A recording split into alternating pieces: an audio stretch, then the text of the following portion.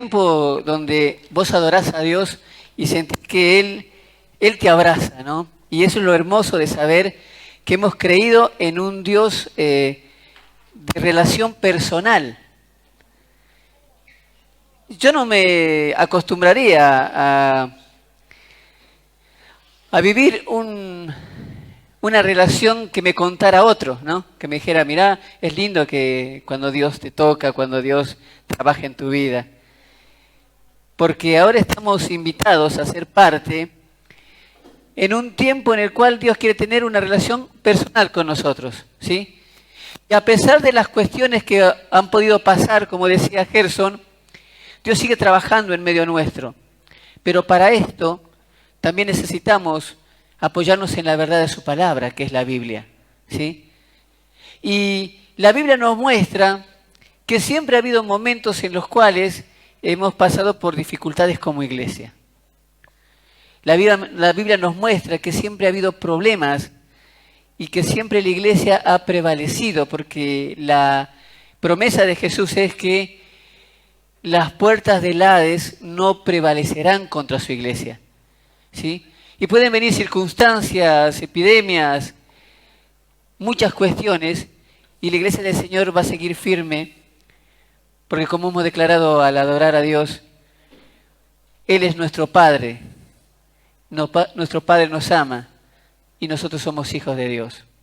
En esta mañana yo quisiera que usted me acompañe a la Biblia, al libro de Hechos. ¿Se acuerdan que estamos haciendo una serie de predicaciones basadas en el libro de Hechos, ¿no? Y en el tema de la llenura del Espíritu Santo, la presencia de Dios en nuestra vida. Lo que hace que nos motivemos a adorarlo y a trabajar en su nombre y a servir y a ser ese canal de bendición para la sociedad. Porque la sociedad necesita, en este tiempo, como decía Gerson, buenas noticias, cosas buenas. Ya se cansó de la enfermedad y del dolor, se cansó de problemas sociales y políticos. Necesita recibir noticias de parte de Dios que le alegren el corazón. Y cuánto más que nosotros como sus hijos podamos ser portavoces de ese mensaje.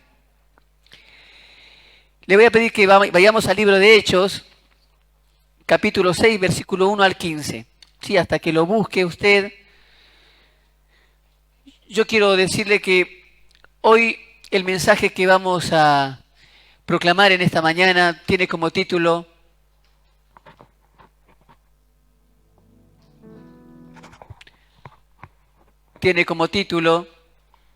la llenura del Espíritu Santo en el servicio, ¿sí?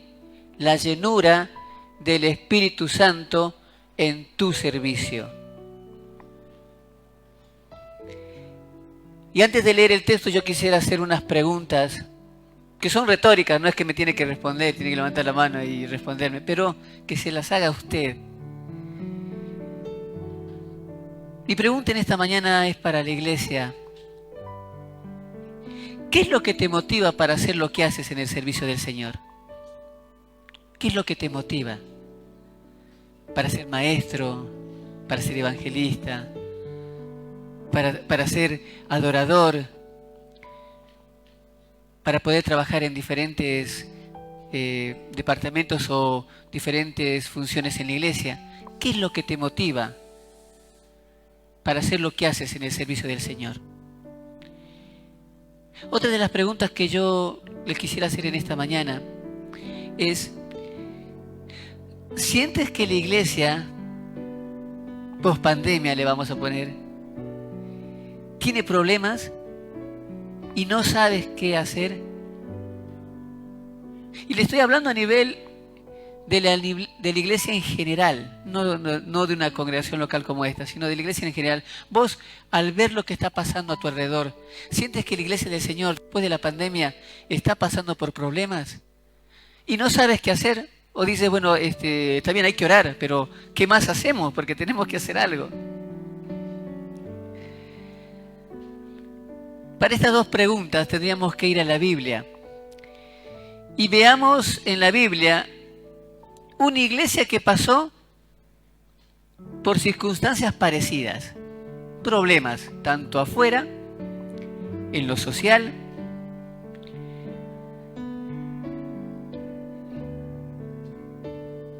más aún también problemas internos, porque también pasó por problemas de quejas, hasta de momentos de agitación en contra de la propia iglesia, agitación constante y miedo al cambio, porque uno dice, ¿y ahora cómo vienen las cosas?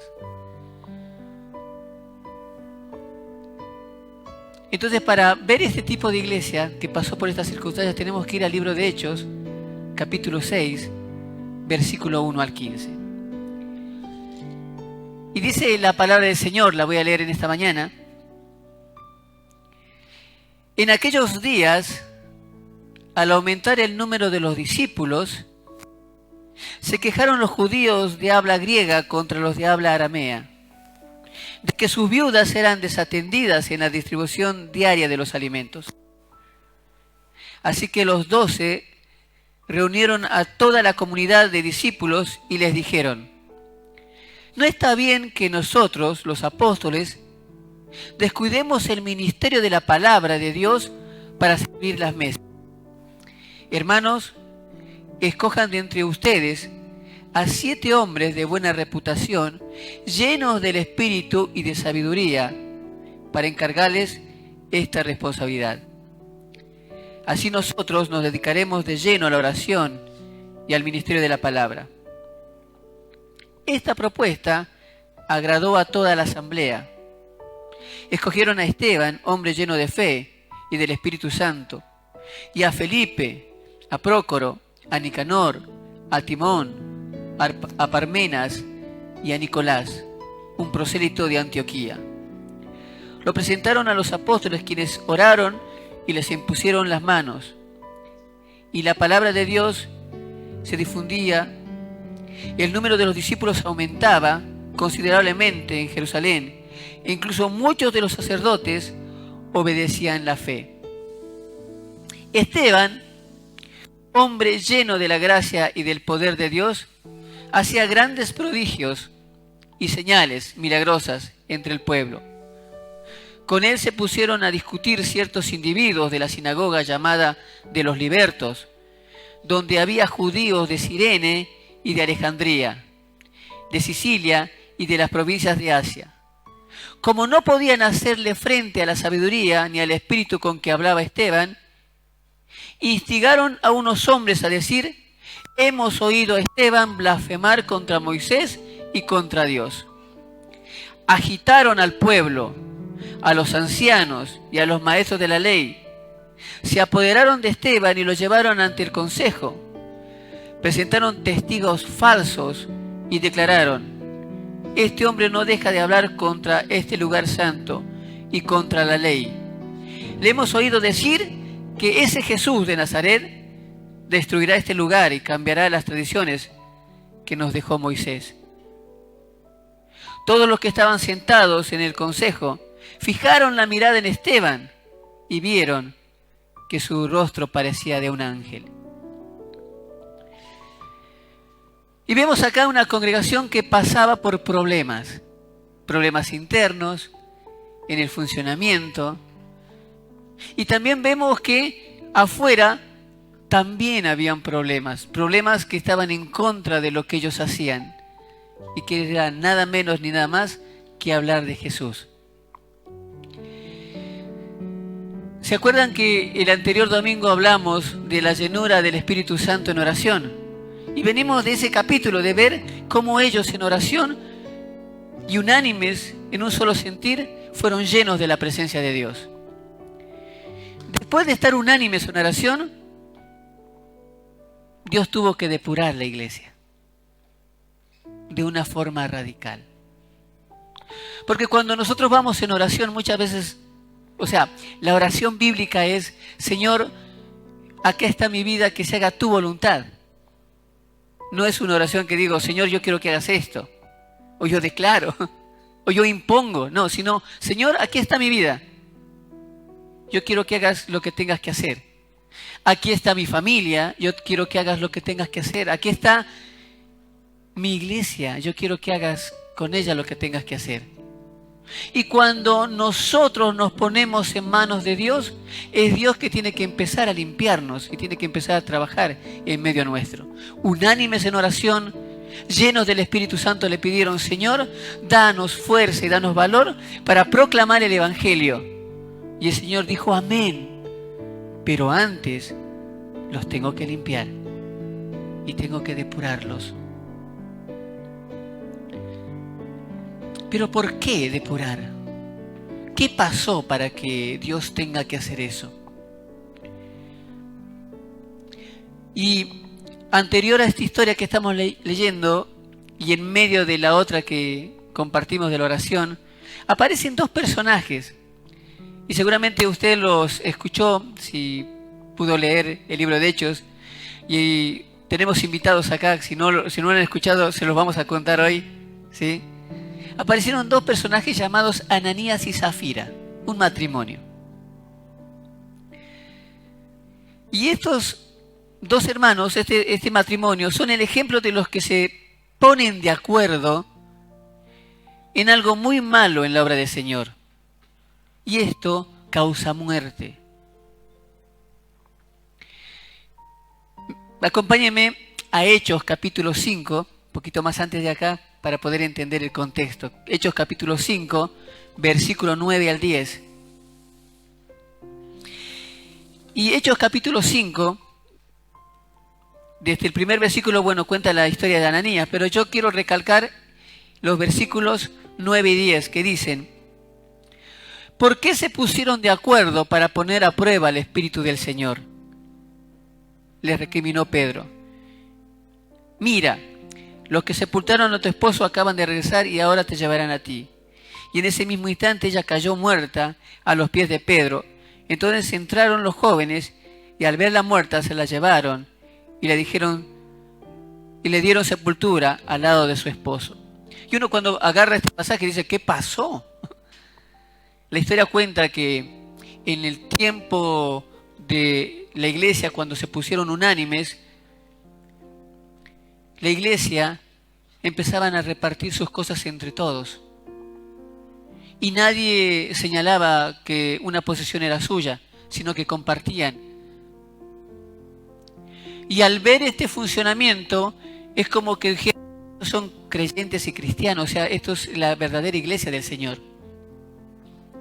Pero de repente aparece este matrimonio, Ananías y Zafira, y quiere hacer lo mismo, pero para aparentar delante de los hombres que también ellos daban de lo que tenían. Ellos tenían una propiedad y supuestamente la vendieron en un precio y fueron a los apóstoles y dijeron: te damos todo el dinero de la propiedad.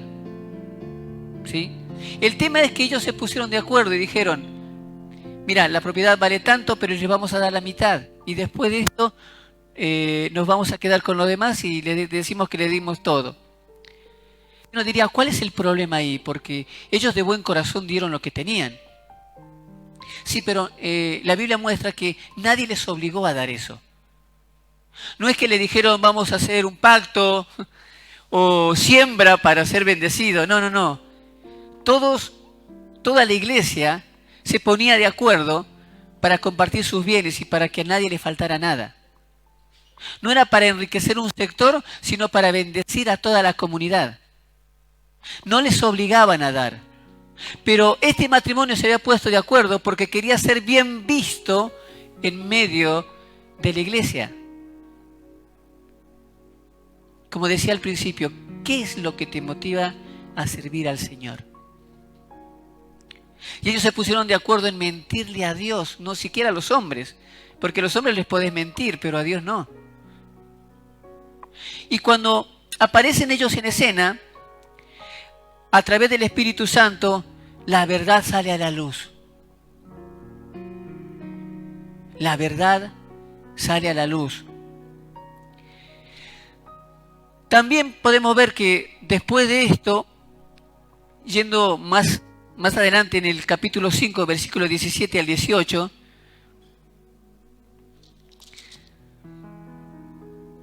empieza la persecución y el encarcelamiento de los apóstoles. No, dice la Biblia en capítulo 5, versículo 17 al 18, El sumo sacerdote y todos los partidarios que pertenecían a la secta de los saduceos se llenaron de envidia. Entonces arrestaron a los apóstoles y los metieron en la cárcel, en una cárcel común, dice acá. Por un lado estaban Ananías y Zafira causando problemas internos a la congregación, y por otro lado estaban aquellos que estaban en contra del Evangelio y persiguiendo a los apóstoles. Y se desata un ataque contra la iglesia, representada, claro está, por los apóstoles, ¿no? Meten preso a Pedro y a Juan.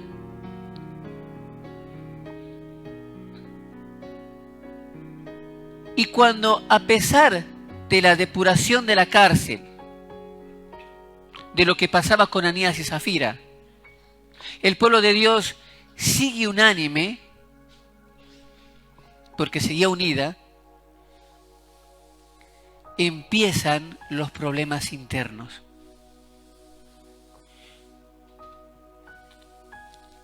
¿Y qué es lo que aparece en escena? Volviendo al pasaje central que habíamos leído, del capítulo 6, versículo 1, empiezan las quejas y la envidia. Dice el capítulo 6 de Hechos, versículo 1. En aquellos días, al aumentar el número de los discípulos, se quejaron los judíos de habla griega contra los de habla aramea, de que sus viudas eran desatendidas en la distribución diaria de los alimentos. Uno podría decir, está bien que se vea que todo se distribuye unánimemente, o sea, todos tenemos que tener todo, si hay para todos tenemos que repartirlo por igual. Está bien que hayan reclamado. El problema no es que reclamaron, el problema no es que fueron y dijeron, hay un tema y lo tenemos que solucionar. El problema es que hubo queja. Dice la Biblia que se quejaron. Y si usted con experiencia con su trato con Dios, a Dios no lo mueve nuestra queja. No lo mueve el decir, mirá lo que están haciendo, o acusar a los demás. No, eso no lo mueve al Señor. Al Señor lo mueve un corazón humillado, contristo y humillado, como dice la palabra, y sometido a Él. Ellos, en vez de solucionar este problema interno, empezaron a tener queja dentro de la iglesia.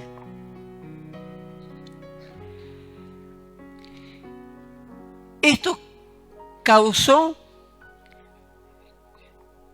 un problema en cadena, porque uno dice, y bueno, yo tengo un problema con un hermano y queda ahí, total, a nadie voy a molestar con esto. Pero los problemas internos hacen que crezcan raíces. Y si vos no lo llegas a solucionar, estas raíces van a empezar a tocar otras relaciones interpersonales y van a lastimar a otras personas. Ahora, en este caso, yéndonos al capítulo 6 nuevamente, versículos 2 y 4, capítulo 6, versículos 2 y 4, este problema de quejas puso en peligro el dejar de proclamar y enseñar el Evangelio. Porque la respuesta de los discípulos fue lo siguiente, ¿no? Así que los 12 reunieron a toda la comunidad de discípulos y les dijeron, ya que habían quejas, no está bien que nosotros los apóstoles descuidemos el ministerio de la palabra de Dios para servir las mesas. Hermanos, escojan de entre ustedes a 7 hombres de buena reputación, llenos del espíritu y de sabiduría, para encargarles esta responsabilidad. Así nosotros nos dedicaremos de lleno a la oración y al ministerio de la palabra. Hay un tema que acá nos muestra la Biblia de lo que estaba afrontando esta congregación. Acordémonos, hubo el Pentecostés, el derramamiento del Espíritu. Hubo un milagro de glosolalia, que quiere decir diferentes idiomas, para proclamar el Evangelio. Hubieron sanidades. Un cojo que estaba en la puerta del templo de la Hermosa fue sano de años y vieron todos el milagro. 5.000 se convirtieron, 3.000 se convirtieron al principio y después otros 5.000. O sea, había un avivamiento tremendo en medio de esa iglesia. Y aparecen los problemas internos. Y estos problemas internos, si no son solucionados, iban a impedir que los apóstoles se dedicaran a la enseñanza y a la predicación de la palabra. La Biblia nos enseña que no podemos ser una comunidad de cambio, una comunidad de transformación a la sociedad. No le podemos llevar buenas noticias a la sociedad si nosotros internamente no solucionamos nuestros problemas. Los apóstoles no dijeron, vos por qué te quejas o por qué haces esto. O no dijeron, nosotros lo vamos a solucionar como apóstoles, sino dijeron, bueno, es hora de trabajar como Dios quiere que lo hagamos. Y ahí aparecen los dones y los dones de servicio. Y le dice a la asamblea, de entre ustedes escojan a hombres llenos de la presencia de Dios. Entonces lo primero que recalco ahí, que para servir al Señor tengo que estar lleno de la presencia de Dios. El conocimiento me sirve de mucho. La experiencia me sirve bastante. Pero si la presencia de Dios no está en mi vida, otras van a ser las motivaciones que me muevan a servir al Señor. Y eso a veces es peligroso. Porque por otras motivaciones puedo caer en el error de Ananías y Zafira. La motivación tiene que ser de Dios y la llenura del Espíritu Santo nos tiene que llevar a actuar con el Señor. Pero en medio de la crisis, como dice el pasaje, fue necesario buscar hombres llenos de la presencia de Dios para el servicio. Eran hombres y podían haber sido mujeres, pero viendo el contexto cultural de aquel entonces, estamos hablando de una comunidad judía que se estaba acercando a los gentiles. Y la cultura judía no le permitía a la mujer hablar. Seguramente yo pienso, es mi opinión, lo que dice la Biblia. Yo pienso que en la comunidad de creyentes habían mujeres también capaces de hacer este servicio. Mejor que los hombres. Porque se trataba de distribuir la comida. Y sabemos que las mujeres tienen un don especial en ese sentido. Pero no eligieron mujeres porque la cultura no permitía y eligieron a hombres. Entonces pongamos en contexto, hubieran podido ser mujeres también llenas del Espíritu Santo. Que querían servir al Señor, era el sentir. No era el sentir de decir, sí, quiero ser apóstol el día de mañana. ¿No? ¿Qué me das para servir? Mira, si vos sirves la mesa el día de mañana te aseguro que vas a ser uno de los apóstoles. O si vos sirves la mesa, dentro de 5 años te vamos a hacer algún arreglo. No, los que eligieron eran hombres llenos del Espíritu Santo que querían servir a Dios.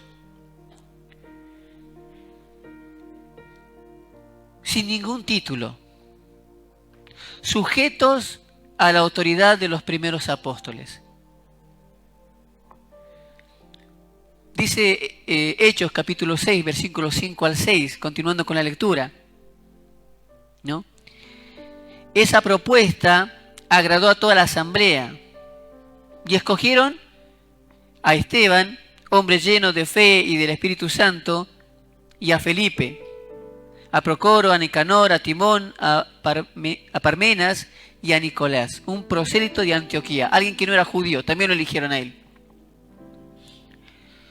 Y lo presentaron a los apóstoles, quienes oraron y los impusieron las manos, ¿sí? En el sentido del reconocimiento que sobre ellos había una autoridad de servicio. Ahora, yo sé que el viernes estábamos hablando justamente con los varones en la reunión de las tradiciones, ¿no?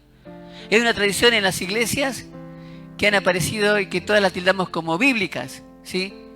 El título de diáconos. Sí, ustedes escuchaban, nosotros tenemos diáconos, ¿sí? Pero cuando uno va al texto original, Diácono viene de la palabra diaconía, que es servicio, ¿sí? O sea que el verdadero título que le podríamos dar es de servidores, ¿sí? Ahora, no se menciona a la palabra diáconos como un título. En la Biblia no se menciona a diáconos como un título. ¿Y en qué me apoyo para decir eso? Porque después van a ver el trabajo tanto de Esteban como de Felipe, ¿sí? Esteban proclamando el Evangelio y muriendo por el Evangelio, y Felipe evangelizando a un eunuco etíope, alguien que no era judío, ¿sí? Entonces ellos no tuvieron un título de decir somos diáconos y solamente nos remitimos a esto. Después nosotros como iglesia tuvimos la costumbre de decir vamos a darles un título de diáconos y vamos a ponerlos, digamos, como parte de lo que es la iglesia. Pero la Biblia me muestra que buscaron hombres llenos del Espíritu Santo para servir mesas. Yo sé que la Reina Valera 60 menciona a los diáconos, pero ¿por qué pone la palabra diáconos? Porque justamente el original habla de diaconía, que es servicio. Ahora, no fueron elegidos como diáconos como un título, sino como servidores llenos de la presencia de Dios. Y esto causó que la palabra de Dios se difundiera y se sumaran más discípulos a la iglesia, ¿no? Incluso algunos religiosos letrados de la época reconocieron el poder de este llamado, ¿no? Porque dice en el versículo 7 del capítulo 6, y la palabra de Dios se difundía, el número de los discípulos aumentaba considerablemente en Jerusalén, e incluso muchos de los sacerdotes obedecían a la fe, ¿no? Incluso algunos religiosos de aquella época, algunos letrados que tenían mucho conocimiento, reconocieron el poder de Jesucristo. ¿Cómo lo reconocieron? Ah, no, los apóstoles los convencieron. No. Solucionaron un problema interno. Pusieron a hombres, y decía también podían ser mujeres, y en este tiempo podían ser mujeres, ¿no? A hombres y mujeres llenos de la presencia de Dios, para en vez de quejarse, solucionar un problema puntual en medio de la iglesia. Y esto hizo que la palabra del Señor se difundiera y muchos otros discípulos se sumaran.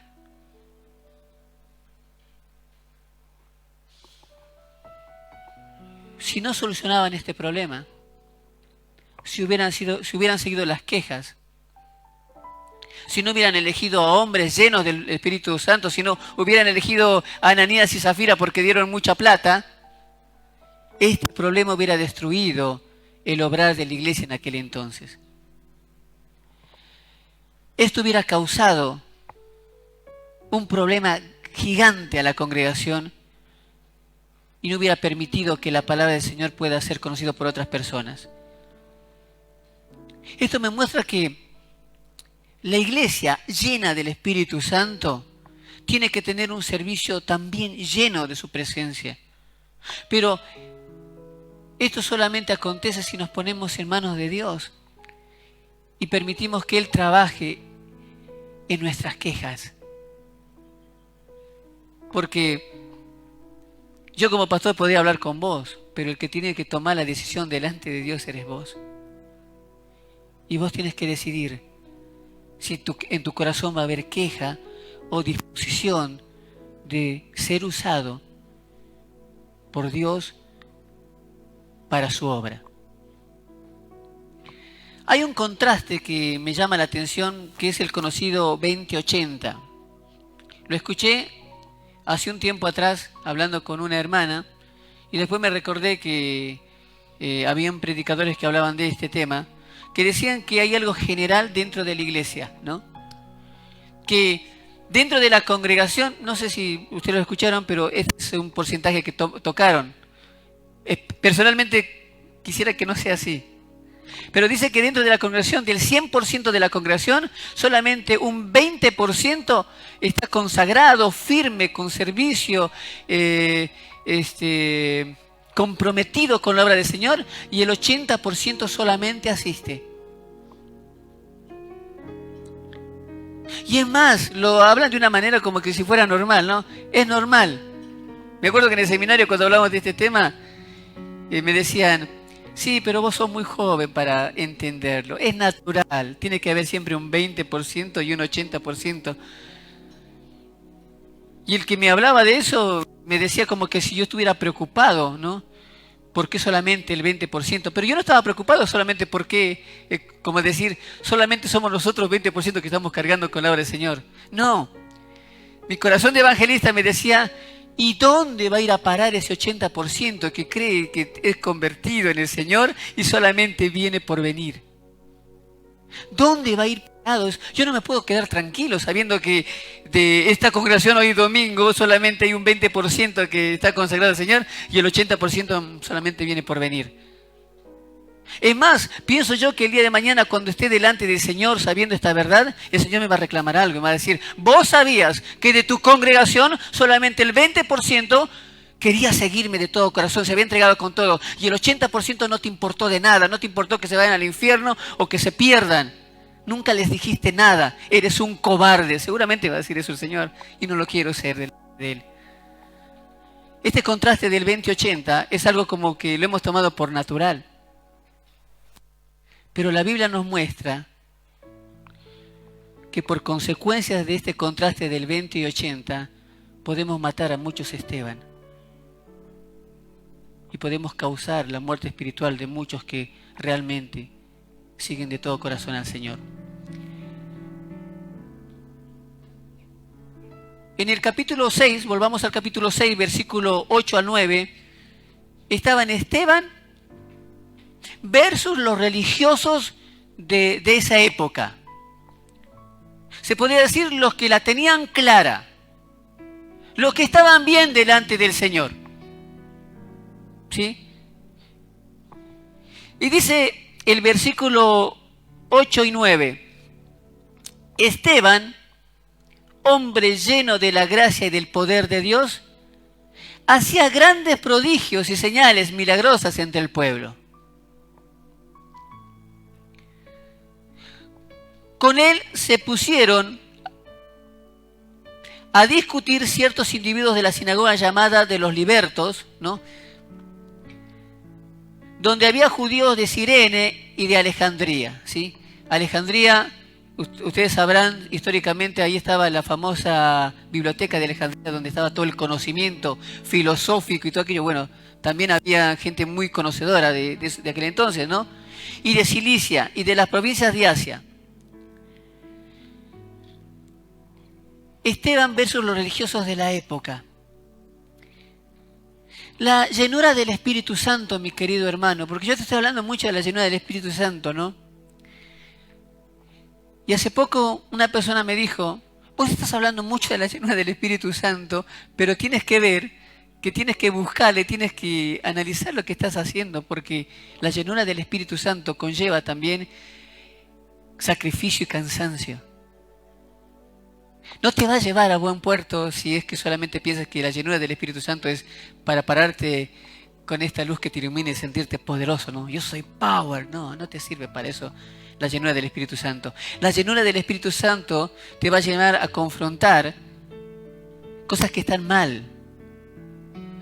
Te va a llamar a defender a personas que son indefensas. Te va a llevar a vivir el evangelio puro que en aquel entonces causó la persecución de los primeros discípulos. La llenura del Espíritu Santo confrontada por la religiosidad elevada a dogma. ¿Sí?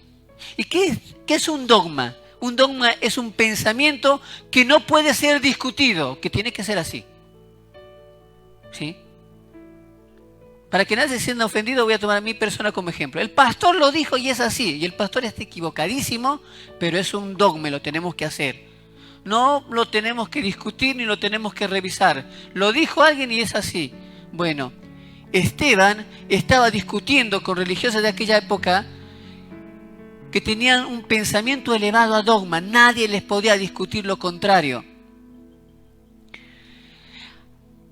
Pero de paso, ese dogma fue acompañado de mentira y engaño. Y aparece nuevamente en escena alguien parecido como Ananías y Zafira, ¿no? Alguien que dice que es religioso y sigue el dogma, pero por detrás está mintiendo y está engañando. ¿Qué hicieron estos religiosos al confrontar a Esteban? Dice el capítulo 6, versículo 11 al 13. Instigaron a unos hombres a decir, ¿no? O sea, les dijeron, les vamos a pagar y ustedes digan esto, ¿sí? Los sobornaron. Tipo político. Acompáñame, andá a hacer la protesta y después te voy a dar lo que necesitas, un plan, un choripán, algo que te sirva. Bueno, estos, lo mismo que un político, instigaron para ir en contra de Esteban. Y dice, instigaron a unos hombres a decir, hemos oído, Esteban, blasfemar contra Moisés y contra Dios. No lo había hecho nunca. Esteban era judío, pero Esteban tenía algo que estos hombres no tenían. Era la persónica, que era la clave exegética para entender lo que Dios quería hacer en ese tiempo. Esteban tenía a Jesucristo y pudo entender el Antiguo Testamento y lo que estaba pasando porque sabía que el Mesías, que Dios hecho hombre, había venido a la tierra y había dado un mensaje de salvación. Los otros no lo tenían, pero mintieron y dijeron, está hablando contra Moisés. Y les pagaron otros para decir lo contrario, ¿no?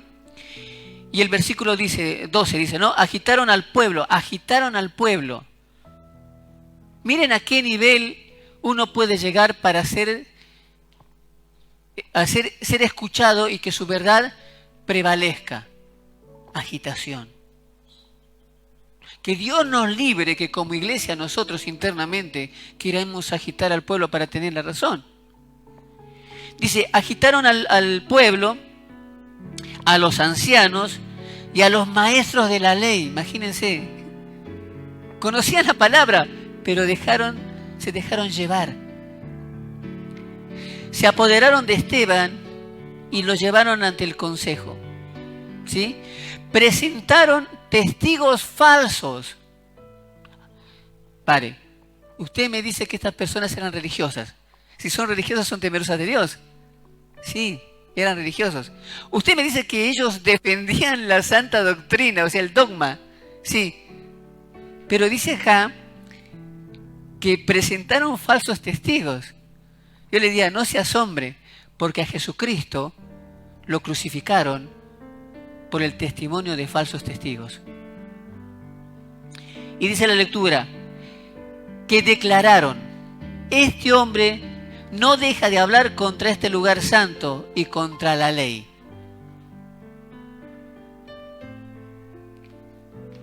Agitando, usando falso testimonio, tergiversaron todo el mensaje de Esteban.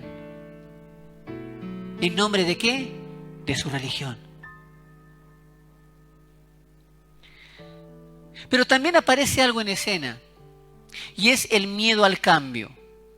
El miedo al cambio los hizo ir en contra de Jesucristo de manera abierta, porque dice el versículo 14 del mismo capítulo,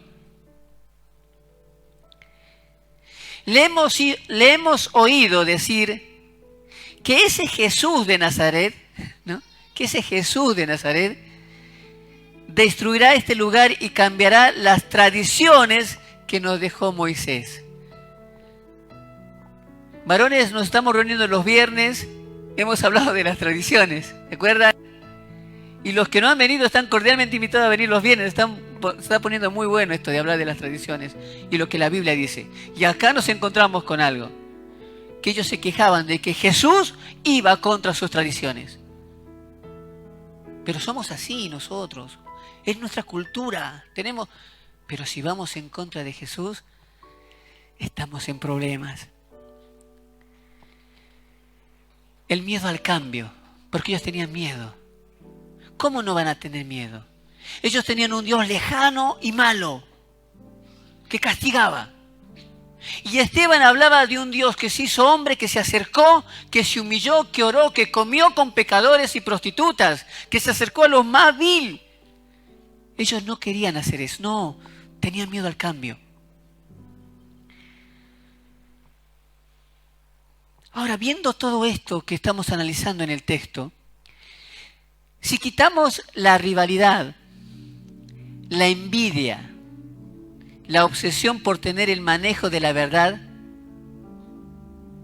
mi posición, mi postura, mi derecho. Si quitamos todo eso, porque tendríamos que hacerlo si somos hijos de Dios. Hemos cantado, somos hijos de Dios.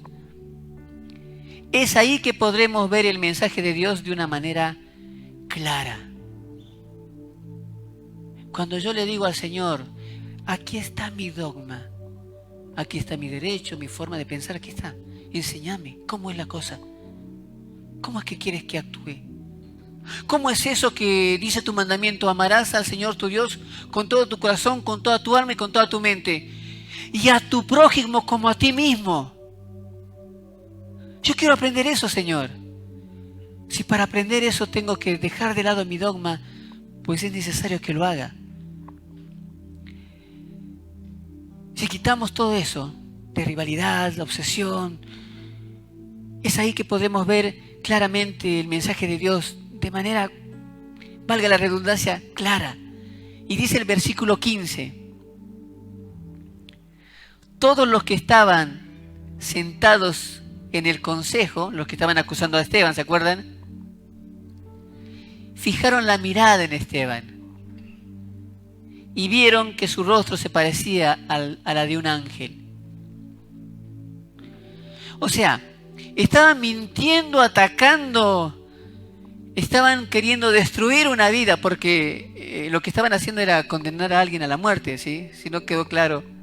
Porque en ese entonces el ir en contra de la ley de Moisés era castigado con lapidación. O sea que si el consejo iba a decir que tenían razón, lo iban a apedrear. No les importaba matar a una persona. No, tenemos que hacer prevalecer esto. No les importa que muera, que esté por los rincones, que no sirva más. Necesitamos hacer ver nuestro derecho. Pero ante esto, dice la Escritura, que el rostro de Esteban brilló como la de un ángel. Ellos podían decir todo lo que querían decir de él, pero no podían negar algo. Y en esta mañana, yo quisiera que entendamos esto nosotros. Pueden hablar mal de tu vida, pueden acusarte, pueden levantar falso testimonio, pueden mentir en contra de tu, pueden acusarte y juzgarte. Pero nadie va a discutir si tú permites a Dios llenar tu vida y estás lleno de la presencia de Dios. Porque lo que ellos vieron fue a Esteban lleno de la presencia de Dios. Su rostro brillaba como ángel, una figura literaria que decía, tenía un rostro de paz, de perdón, de amor por aquellos que lo acusaban. Y no podían entender ellos. Lo estamos matando. Y sin embargo nos mira con ojos de amor, como si fuera el rostro de un ángel.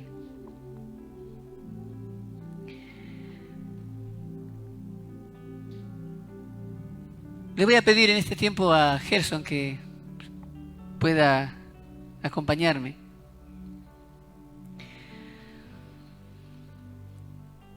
Viendo todo esto, nos queda algo para pensar, para razonar y para tomar decisiones. ¿O eres de los servidores llenos de la presencia de Dios? Sirviendo y dejando que Dios guíe tu vida como Esteban. ¿Esa podría ser tu decisión el día de hoy? ¿O eres de los que van por la vida matando y apedreando a los Esteban que Dios envía? Tú tomas la decisión. ¿O eres de esos Esteban, querido hermano, querida hermana, llenas de su presencia para el servicio?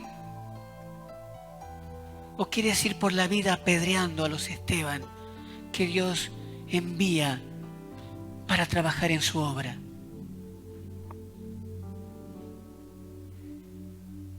Recuerda que Pablo el apóstol, el escritor de las cartas paulinas, ¿sí?, estuvo en los dos bandos. Porque el momento que estaban apedreando a Esteban, porque la mala noticia es que sí lo mataron. El momento que estaban apedreando a Esteban, Pablo estaba ahí presente. Estaba apedreando a Esteban. Pero él tomó una decisión. Y esa decisión fue el tener un encuentro personal con Jesús.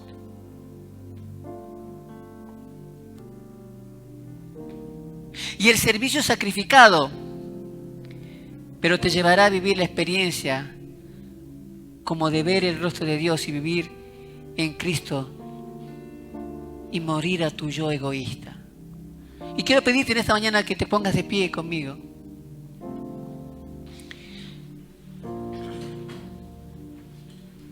Y no sé cómo esté tu vida, quizás estás pasando por momentos difíciles de persecución, ¿no? O de cosas que no han llegado a entender, o has sido lastimado por alguna razón.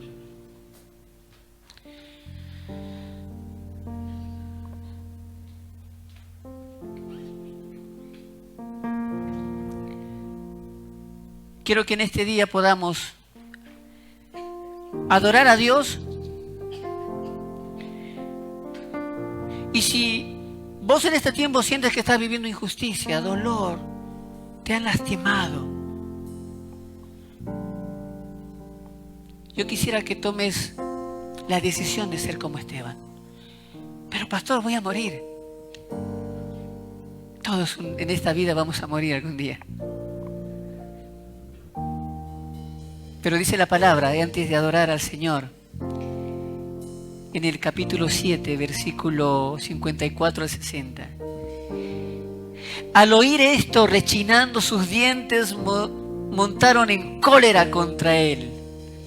Pero Esteban, lleno del Espíritu Santo, fijó la mirada en el cielo y vio la gloria de Dios y a Jesús de pie a la derecha de Dios.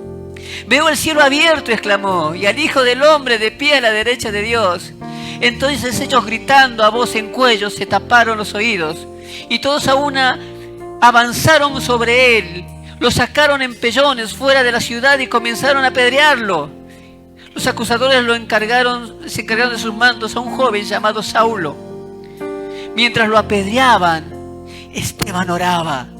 Señor Jesús, decía, recibe mi espíritu. Luego cayó de rodillas y gritó, Señor, no les tomes en cuenta este pecado. Si eres como Esteban, adora conmigo en este tiempo.